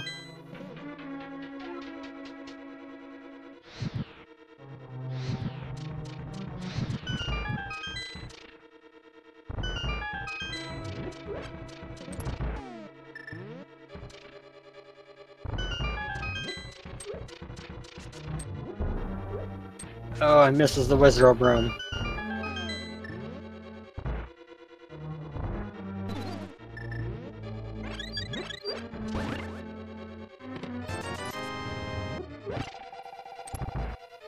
See, having all kinds of trouble there. Jighart walking into Moldorm 2, almost getting knocked off. Get the spinning, we don't need a slash now. Makes it through with no further issues. Just hits that last chest this time instead of walking around it like last time, and, you know, that cost him quite a bit the last time through. He learned.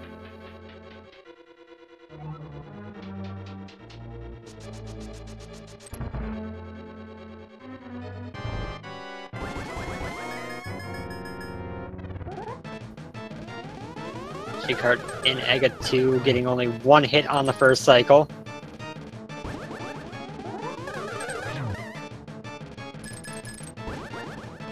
One hit on the second as well. And 1 on the third. He's consistent if nothing else right now.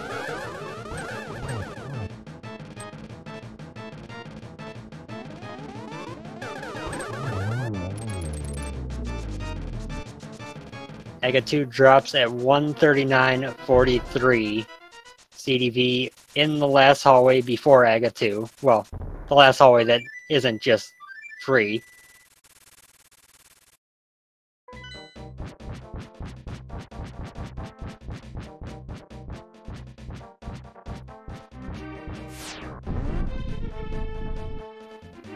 So this at this point comes down to does Jighart get through Ganon cleanly? He has Tempered Sword, Red Mail, and Silver Arrows. It is your ideal situation for this fight.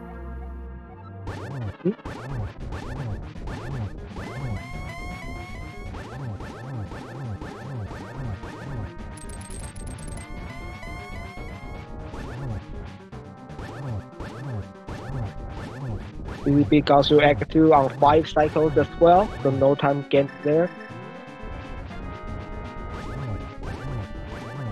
Jighart popping on the cape on phase 2 of Ganon to make sure he gets through it in 1 cycle.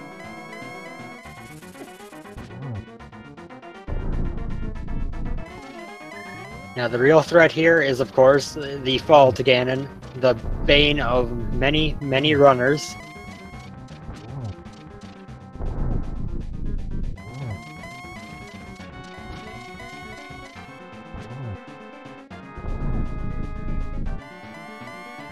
Find the arrows in Light World? Why, yes, they did. Nice torch glitch. Yep, 2 silver arrows already in while SeedyV is just going into phase 2.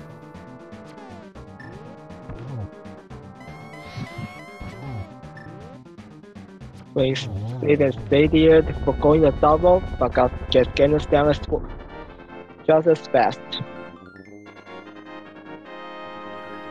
Yep, and barring any shenanigans of walking off before the bridge spawns, this should be GG Jighart.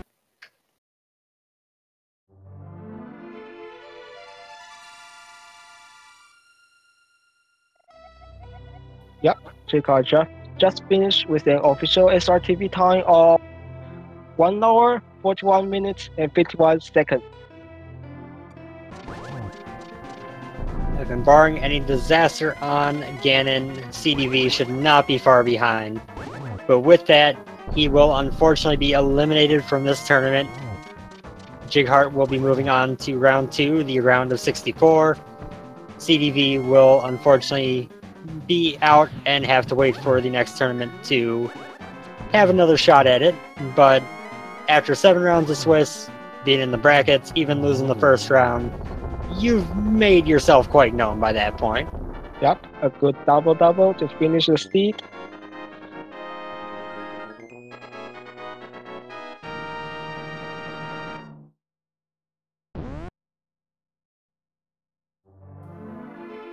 And finishing with an official SRTV time of 1:42.55, a minute and 4 seconds behind.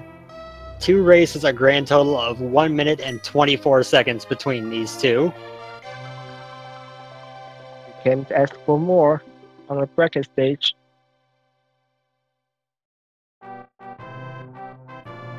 Absolutely, these two have put up a phenomenal show in both their races. It has been a pleasure to be on commentary for both of them.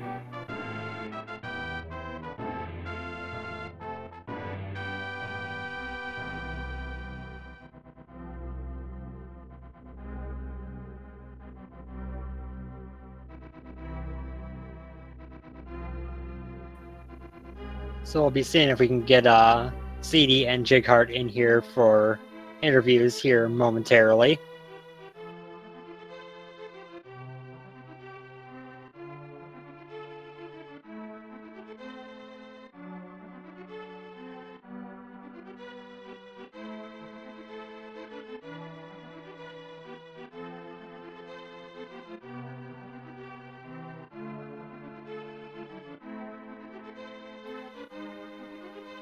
Rick, you were actually a little bit high on that estimation. That was 84 seconds between the two of them. It was 20 and 64, not 40 and 64.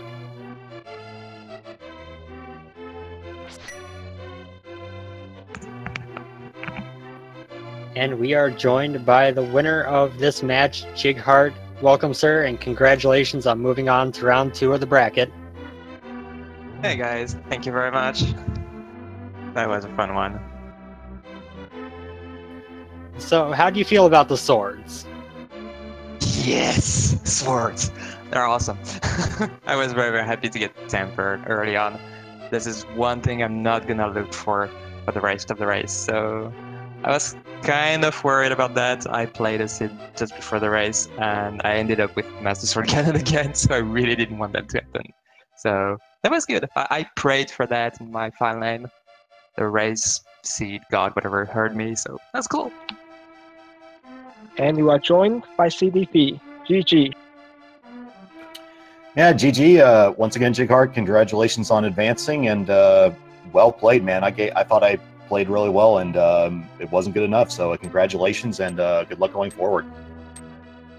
Yes, good game to you. Both were very, very close, so I think you could have won very easily, just one gamble away, so I think I got a little bit of luck as well, but those were good games. They absolutely were. I was just saying before you guys hopped in, between those two matches, there was a total of 84 seconds, a minute and 24 seconds between you two. So that was a combo of very, very good matches. Yeah, happy to. I'm glad to go out on a high despite the loss. I've been restreamed multiple times, and for the most part, didn't find a way to embarrass myself. So I consider that a win in and of itself. But glad to entertain the people that watched, and thanks y'all for tuning in. It's been a lot of fun. Sad it's over for me, but this has been a blast.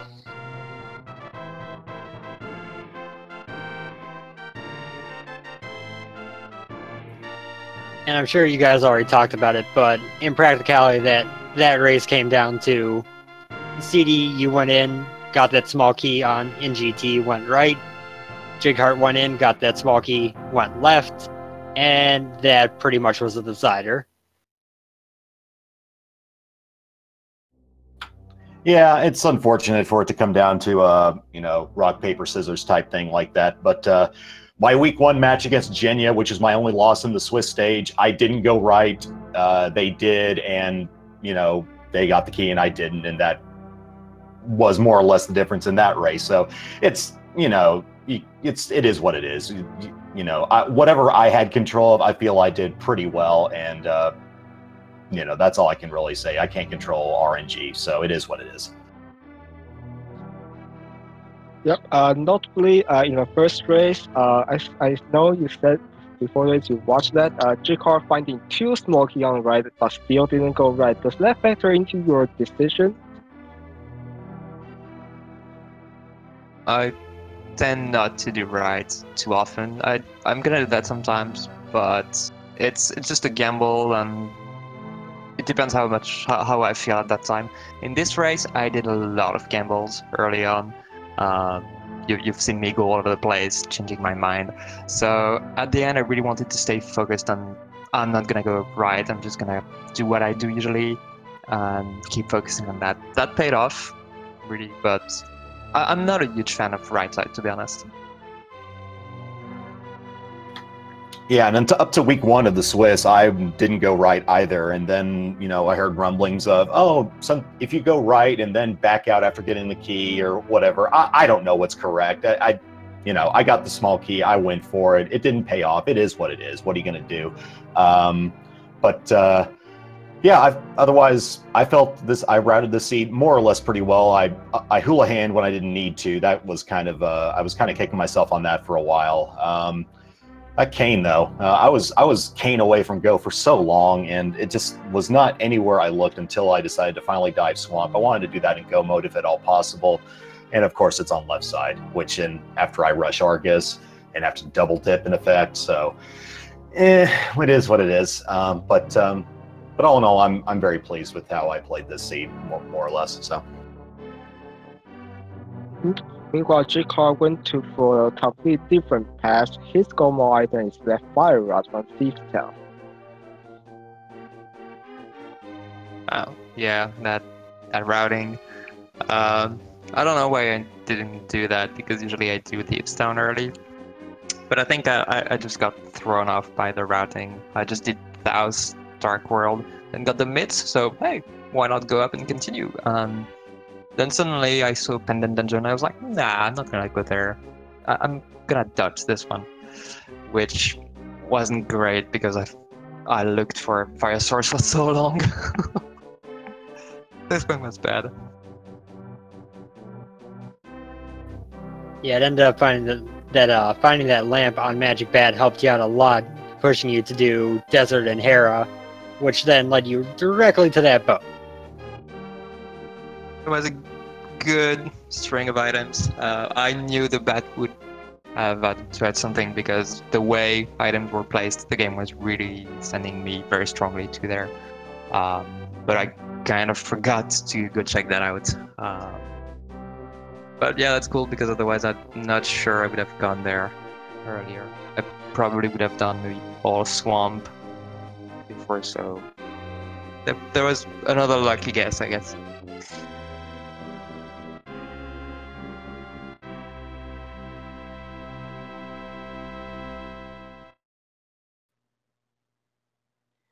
Well, any final thoughts to round up this first round?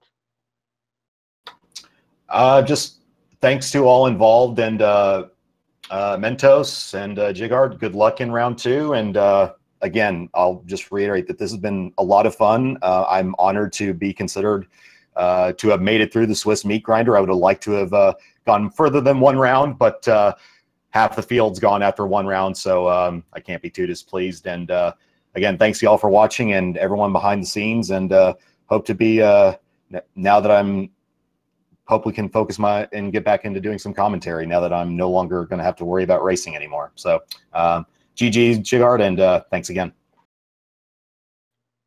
Also, one last question for Jighart. Your second round opponent is between Link Taylor or Koblala. And notably, the Koblala is the one gives the only loss in Swiss round. Do you look forward to any of those opponents? Yeah, it would be fun to get a rematch versus Cobb. He's indeed the only loss I have in the tournament. So I think it would give another good race. I think we can have pretty close races as well. I'm not too sure about Super Taylor. He's maybe a little bit more scary. We'll see. But yeah, that would be fun to get a rematch from the only loss I got. Maybe straighten this out. We'll see.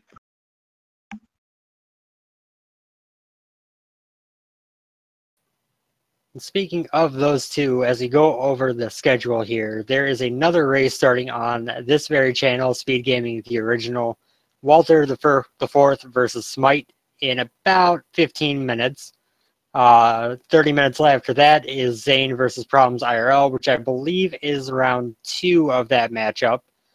And then the Kablalala versus Super Nintendo match, their first race starts at 1:30 Eastern Time.